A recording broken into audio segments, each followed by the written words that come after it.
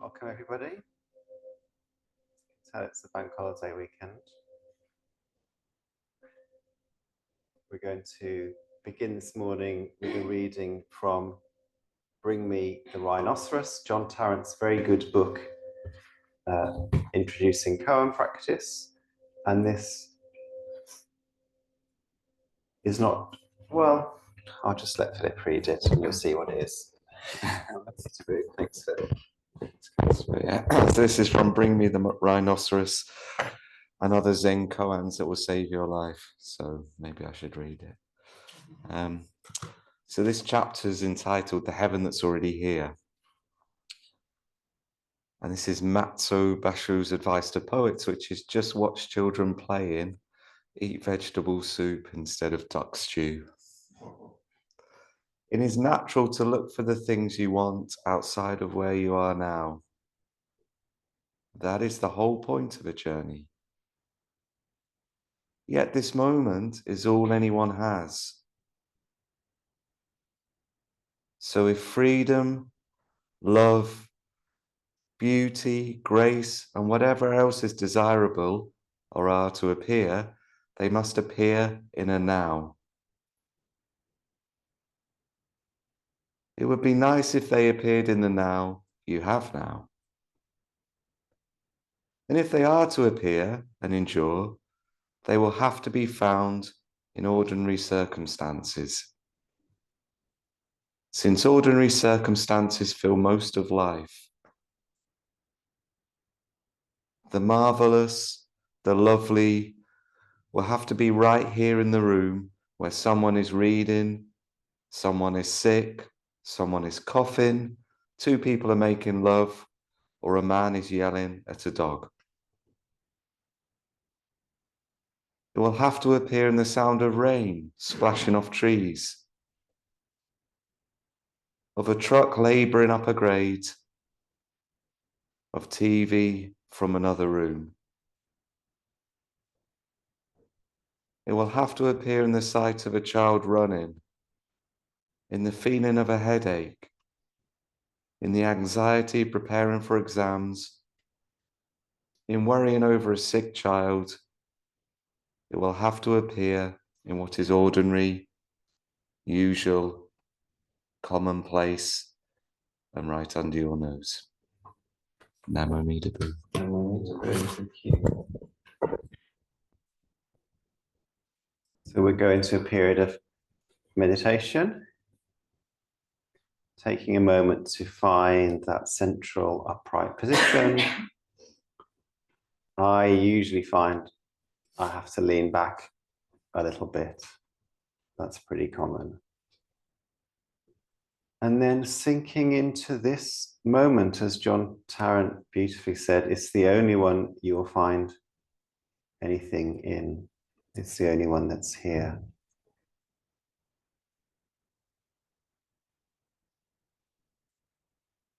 And noticing what you notice moment to moment.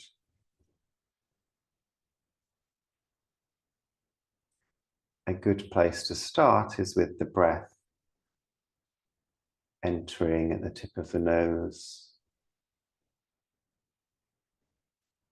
warmer air leaving at the tip of the nose. But other things will catch your attention. Maybe it is the sound of the rain, or maybe it's a thought or a feeling. And the invitation is to notice that happening. Oh, here's the sound of the rain. Oh, here I am thinking about work. Oh, here I am feeling something. And then perhaps returning to the breath. And the more we notice without clinging, the more likely those things are to appear. Joy, beauty, grace.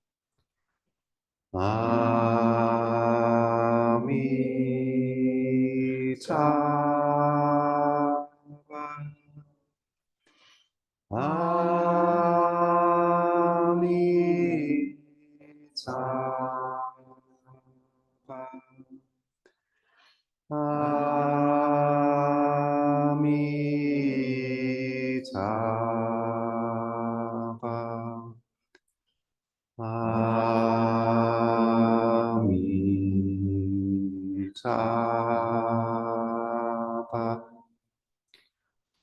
Amitabha.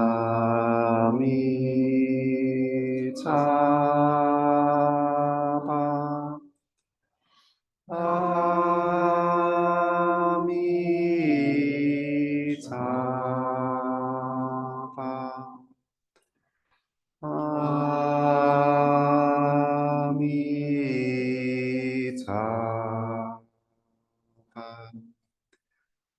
Amitabha.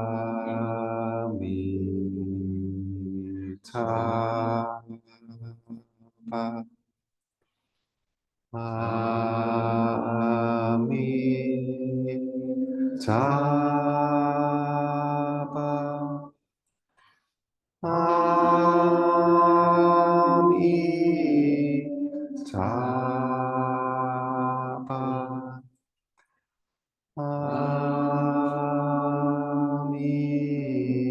Amitabha.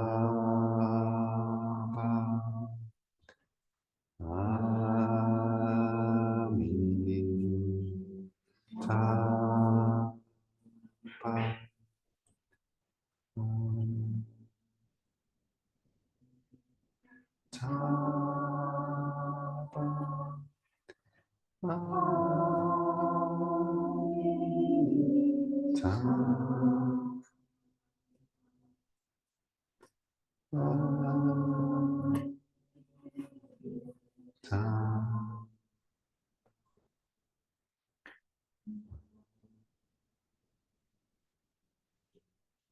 Amitabha.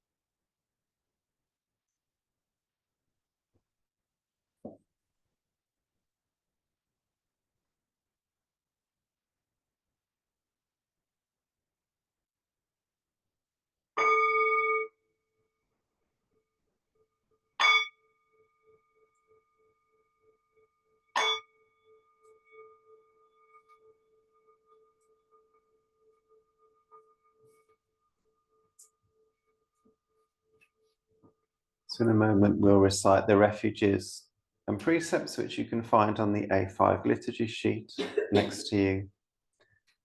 The refuges, the things we place our trust in, our confidence in as Buddhists, the things that Buddhists have placed their confidence in since the time of Buddhist Shakyamuni, 2,500 years ago, give or take a few years.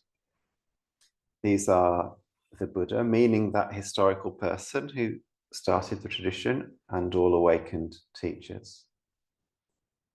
The Dharma, the words of the Buddha, but also the things the words point to, the spirit of the teachings. And the Sangha, which originally meant the community of elders that the Buddha gathered around him, has come to mean anybody walking the way. Together they're called the three jewels. We then recite our version of the 5 lay precepts. Traditionally, given to lay followers of the Buddha, almost as a sort of stepping stone to monasticism. Not that they all became monastics, but they're a sort of watered down version of the monastic code. As Pure Land Buddhists, we know that we can't keep these perfectly, so we recite them as an exercise in awareness. Where can I do better? Not to shame or blame or feel guilty, but to know that we are works in progress.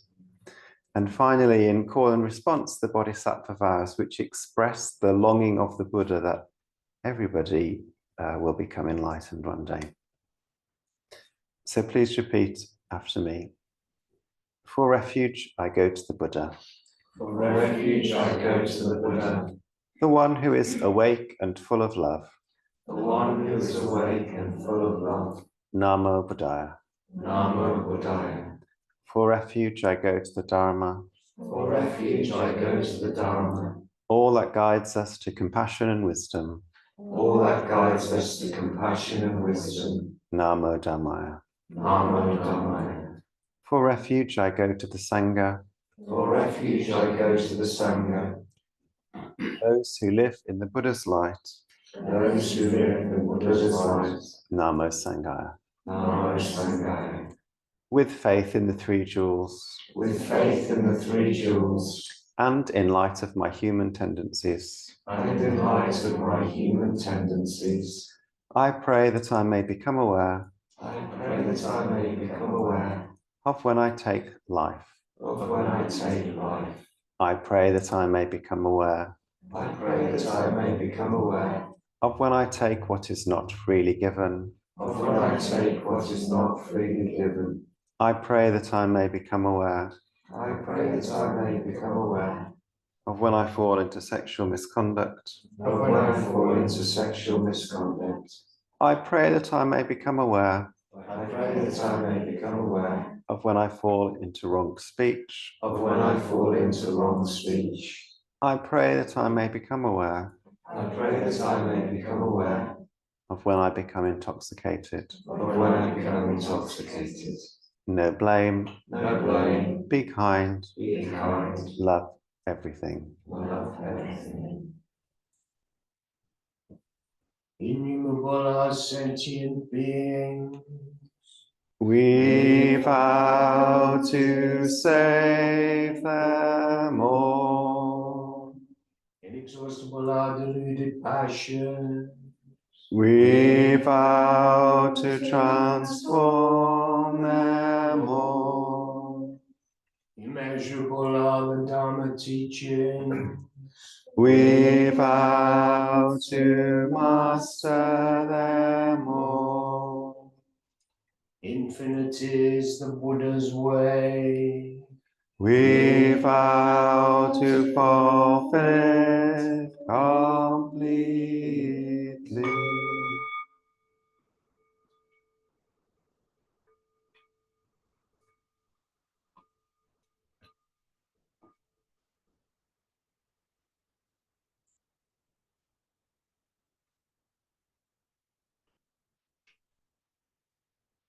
No, no need to be.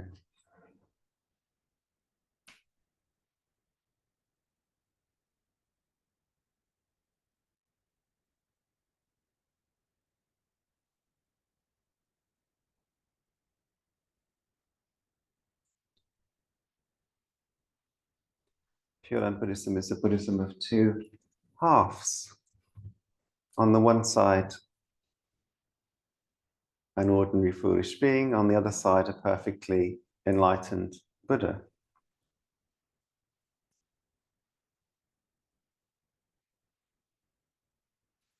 And the teaching that invites us to know ourselves as ordinary foolish beings is one to take seriously.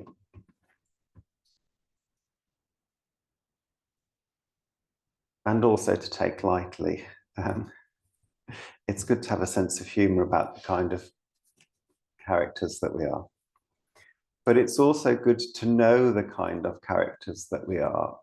To say I'm a foolish being isn't just, oh, I'm just a foolish being.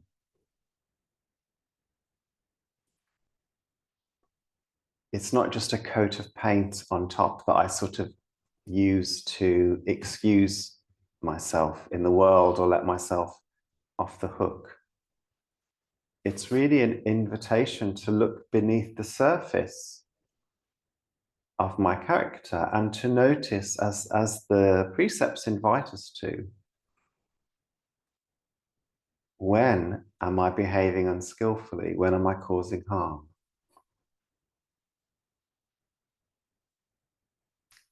The first precept, not to take life, you might think, well, I don't kill anything that often. And yet in all sorts of ways, in all sorts of subtle ways, we're taking life. We take life from other people when we steal their time, when we undermine their faith, when we are cynical, when we damp down their enthusiasm for things.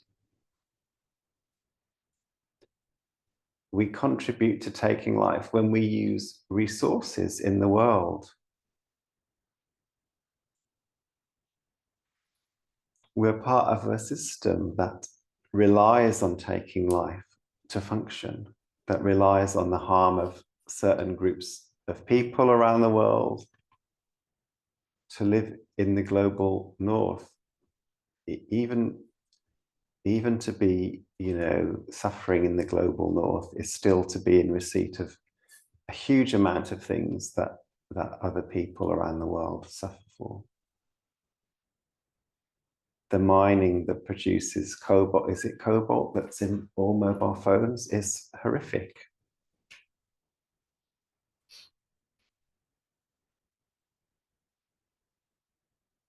So the invitation to know ourselves as foolish beings is to take all of this seriously without tipping over into despair or guilt.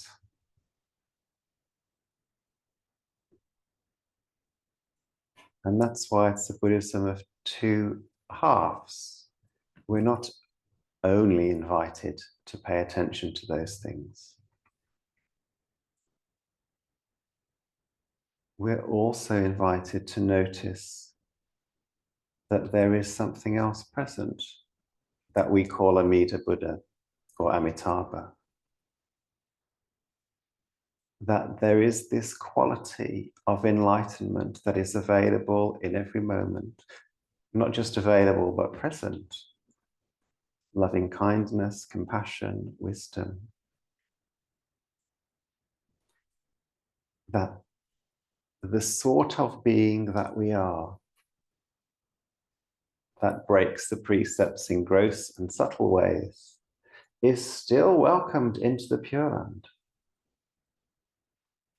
is still held by the loving kindness of the Buddha, which is the loving kindness of the earth underneath me and the air that I'm breathing as much as anything else.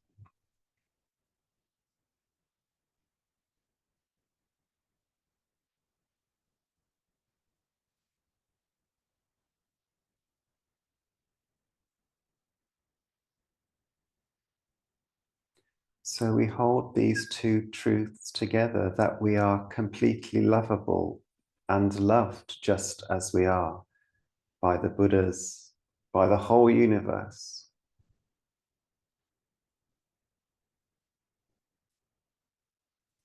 And that we are these works in progress that make quite serious mistakes sometimes. Both of these things are true. There's a story that one of the bishops of the Jodo Shinshu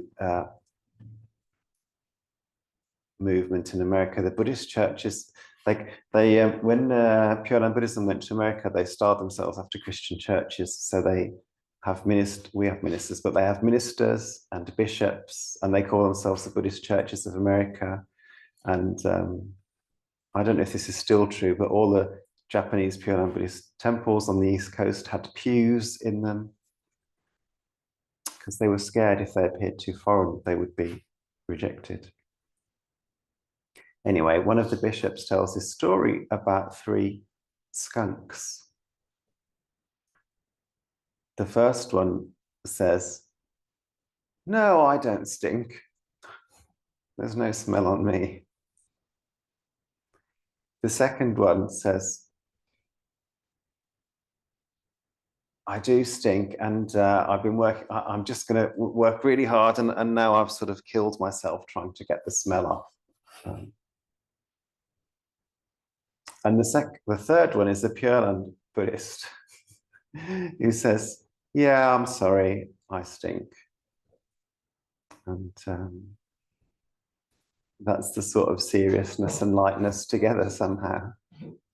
Maybe that's the end. Maybe I should have just told that story. I'll try and remember who it is, which bishop. Anyway, thank you to them. Thank you to you. In a moment, we'll stand and make prostrations, which is another way of us foolish beings meeting the Buddha. No need to bring that.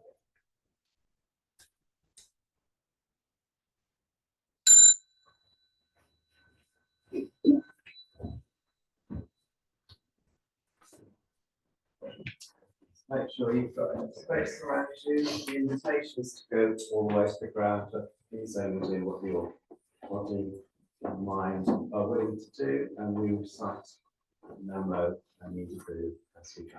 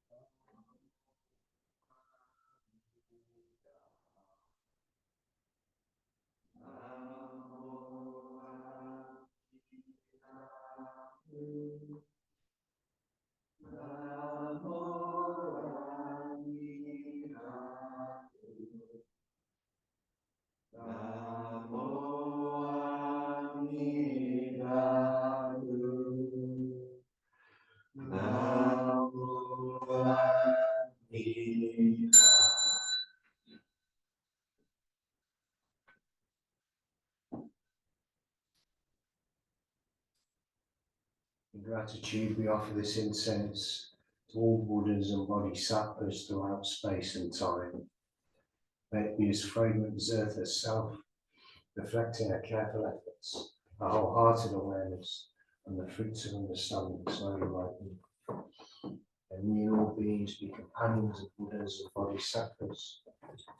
And we're waiting for forgetfulness to realize the honor. No moment to move, so return to standing in our places. And when John May rings the bell, we'll bow first to one side and then the other.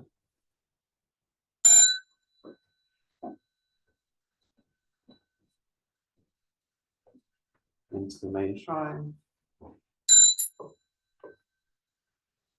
And we tidy our places, bow to our seats.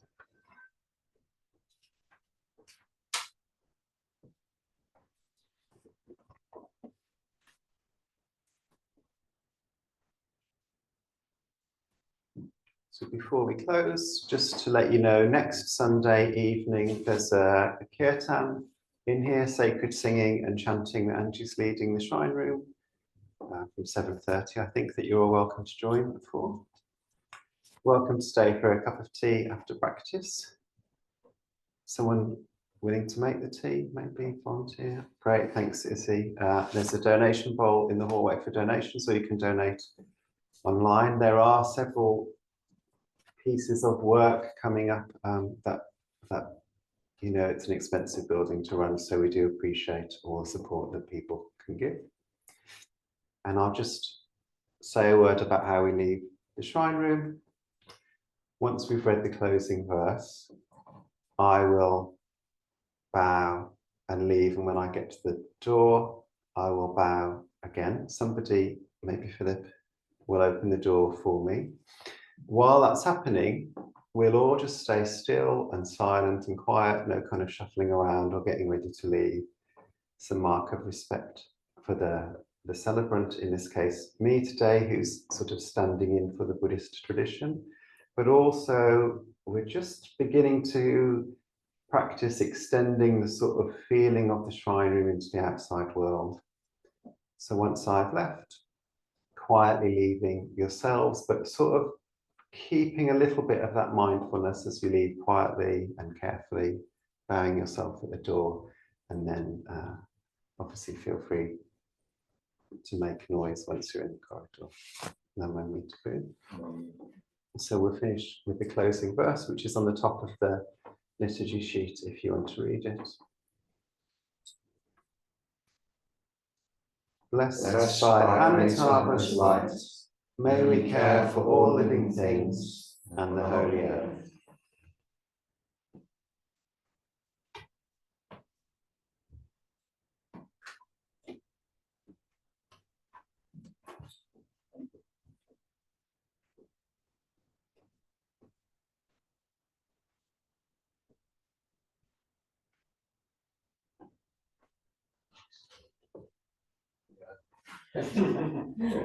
Then to be single file.